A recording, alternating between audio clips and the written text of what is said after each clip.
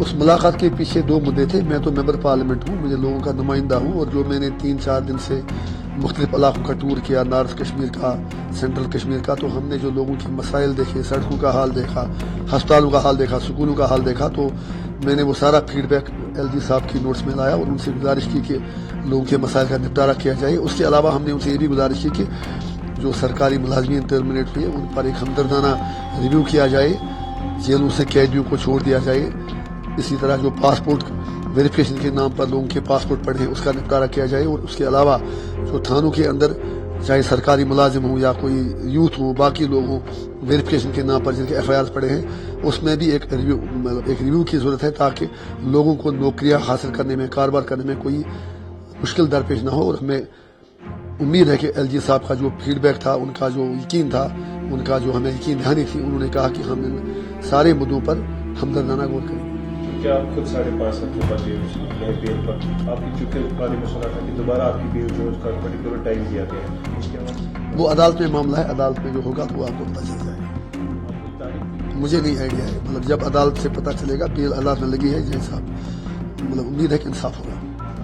के बाद नई गवर्नमेंट इस तरह आप देख रहे हैं, चूंकि एक जमहूरी निज़ाम है, अच्छी बात है, सरकार बनी, हम उसका वेलकम करते हैं और उम्मीद रखेंगे कि नई सरकार जो अपने निस्ब एजेंडे से पहले ही डिवेट हो चुकी है, कम से कम बाकी वादों से नहीं भागेगी।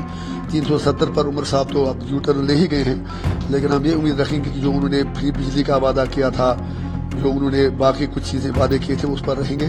तो हम जहाँ वो अच्छा करेंगे, जहाँ लोगों के हित की बात करेंगे, हम उनके साथ खड़े रहेंगे, और जहाँ हमें लगेगा कि लोगों के मफादात की बेखनी हो रही है, हम उनके पोलिटिकली उनके खिलाफ खड़े रहेंगे।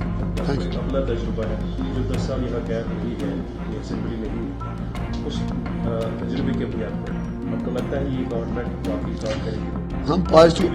हमें पॉजिटिव रहना चाहिए, क्यों नहीं रहेगी। जब उमर साहब हैं या कोई भी हो, उनमें उतनी कैपेसिटी है, लेकिन ब्यूरोक्रेसी तो भी है, लोगों को भी बदलना पड़ेगा, सरकार को भी बदलना पड़ेगा, और ब्यूरोक्रेसी को भी बदलना पड़ेगा। तो सब मिल के अपनी जिम्मेदारी का एहसास करें। मैं यही चाहता हूँ, क्योंकि जम्मू कश्मीर के लोगों की मुश्किलात, मसाइब हम सब के ईगो और अन्ना से काफ़ी बड़े हैं।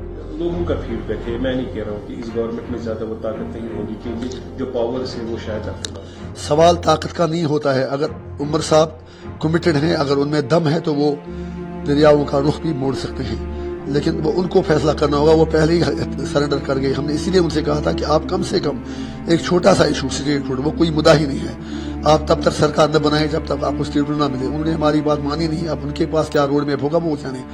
तो उमर साहब को चाहिए कि वो पूरी कॉन्फिडेंस के साथ सरकार चलाए, और अगर वो अच्छा करेंगे, लोगों के हित की बात करेंगे, हमें कोई हिचकिचाहट नहीं होगी, हम उनके साथ खड़ा ना रहें।